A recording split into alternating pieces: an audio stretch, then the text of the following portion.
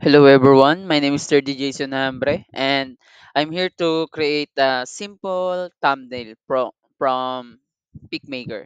So gagawa lang tayo ng thumbnail na kailangan natin ilagay sa ating YouTube video para start pa lang ng kahit hindi pa nila nakiklik yung video natin is yung magiging parang prompt niya is interesting na.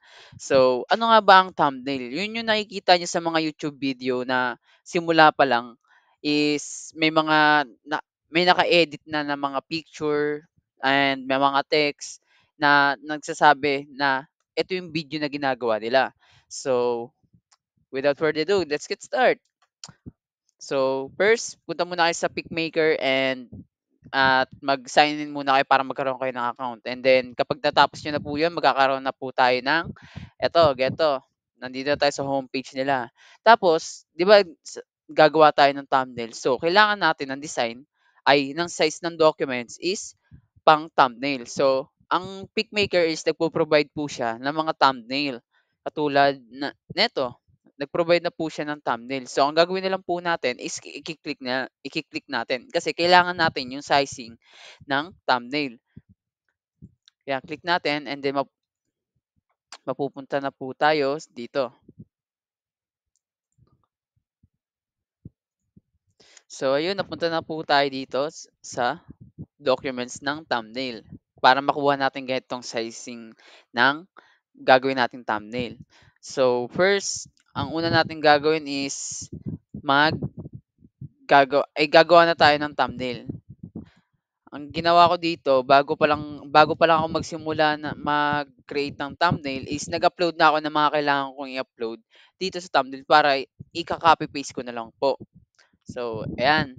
Nakikita niyo, punta lang po kayo sa upload Kung gusto niyo po mag-upload ng mga ibang picture, pindutin niyo lang po to and then may lalabas na po sa galing files. Yan, pipindutin niyo lang po and then ayan, pipindutin niyo lang yung pic and then mapupunta na po sa PicMaker. So, ayun na po yung ginawa ko, parang naka-ready na po siya para i-insert na lang po natin dito sa ating gagawing thumbnail.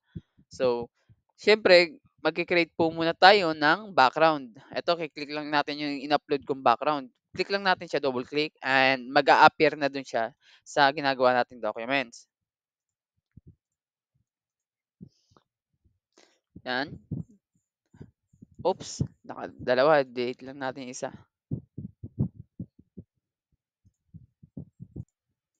Okay. So, lalagay lang natin siya dito. At kailangan lang natin siyang palakihin para magsukat.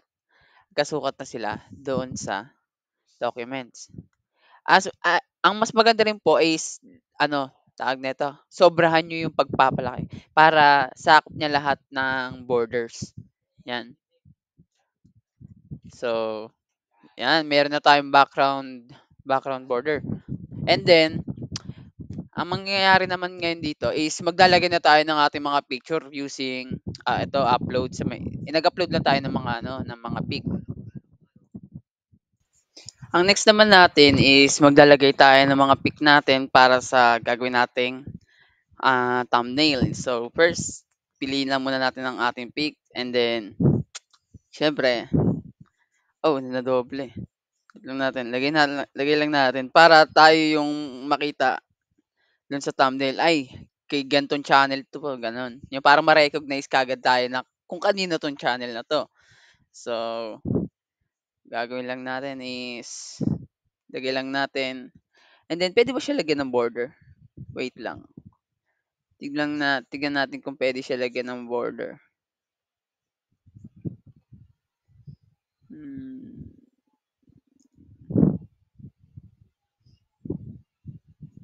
Hmm.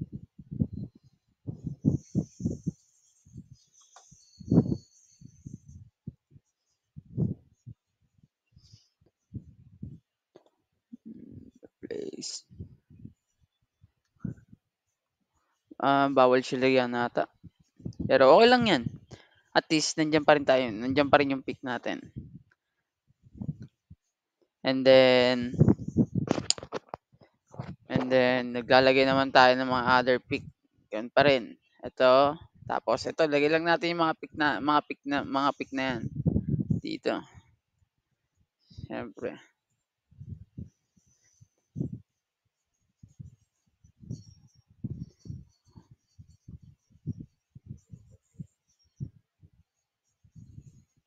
'Yun. And then lagyan natin si pickmaker sa ganito, 'yan, sa gitna siya, 'yan. Gusto ko sana siya lagyan ng border para ano, edit image natin, puwede ba 'yun? Ayun, oh, 'di ba puwede naman pala siya, eh. Oh, pero gawin natin kulay itim, 'yan, 'di ba para mas maganda. Eh, kaso may bayad ata, eh. Oh, 'di ba kailangan may bayad. Ay, napunta tayo sa ibang ano,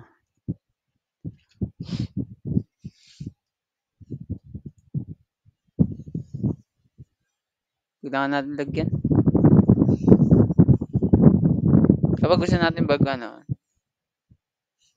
ano, 'yan lagyan natin ng ano, para kitang-kita, 'di ba? Para kitang-kita na gumagamit tayo ng pickmaker.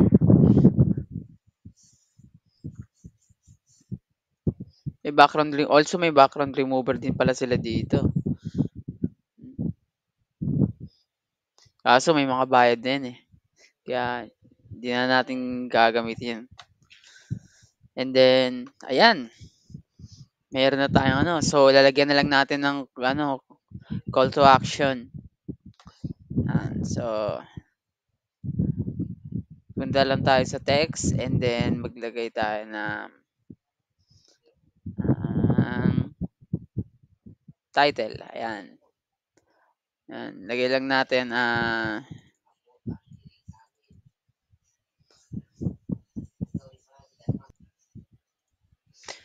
lagay lang natin ano, pangalan na ay title na, ah, making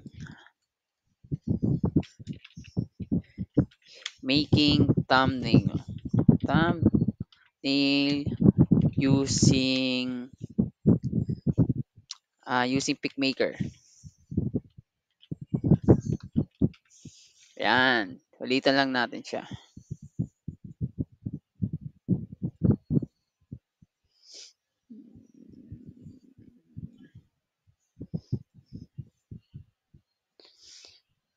Siyempre kailangan baguhin natin yung font niyan.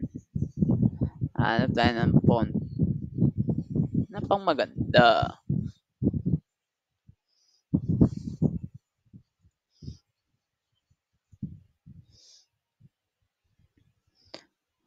Ay wait, gusto ko gawin natin siyang ano, i-caps lock natin siya. Puwede, saan ba natin gagawin 'yan? Text transform, 'yan. Naka-caps lock siya, 'di ba? Tapos kulay white. 'Yan.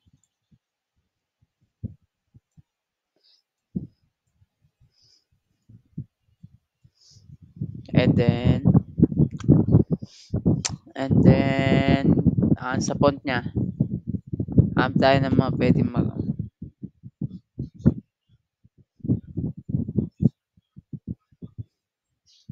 ayun, malaki. 'Yan, tapos ay hindi,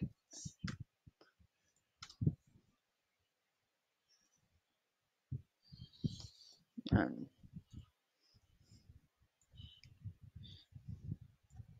'Di ba?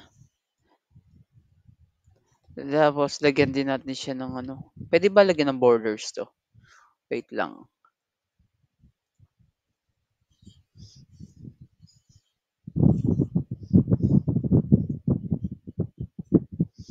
You know, gawin natin black tapos ano,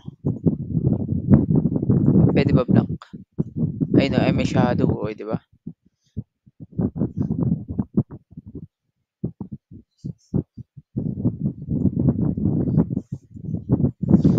Maganda yung itim na itim talaga. Pangit.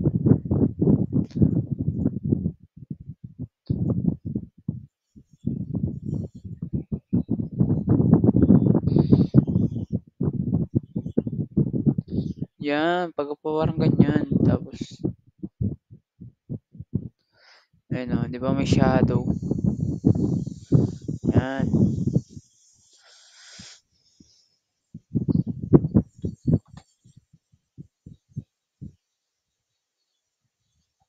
And siyempre, lagay din tayo ng pangalan natin na para tayo nga talaga yung may gawa nito. Ay, hindi. Gawa tayo ng parang subscribe na sign na ano, okey. Search tayo, subscribe.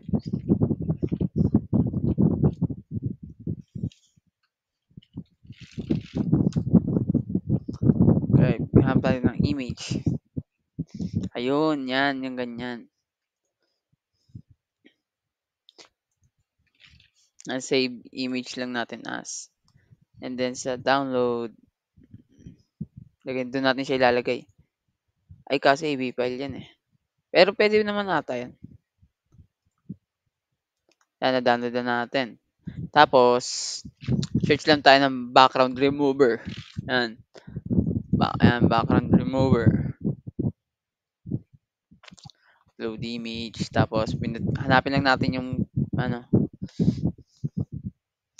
oops, mukhang mali. Mali yata tayo. Hmm,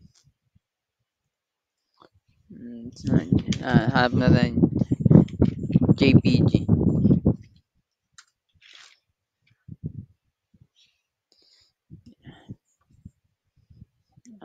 'To maganda 'to, eh. Save as image natin, tapos download, 'yan. Tapos punta tayo sa background, add lang tayo ng ating 'yan, subscribe. Tapos mawawala na yung background niya. Tada! Tapos download lang natin. Ayun, libre lang siya, wala ka namang babayaran diyan. Kasi dito kasi may bayad kasi dito sa Pickmaker kapag wala kang ano, 'pag wala hindi ka subscription dito. And then upload lang tayo, pindutin lang natin yung upload, tapos ito pindutin niyo 'tong upload. Hmm, 'yan.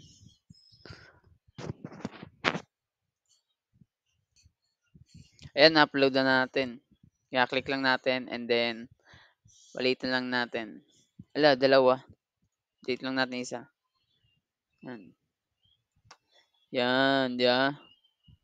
Ah, gumagawa talaga tayo ng ating subscribe. Saan ba natin ilalagay? Dito 'no, maganda 'to. Dito, subscribe na kayo. YouTube channel na si Bossing. Ah, tutorial kung paano paano gumamit ng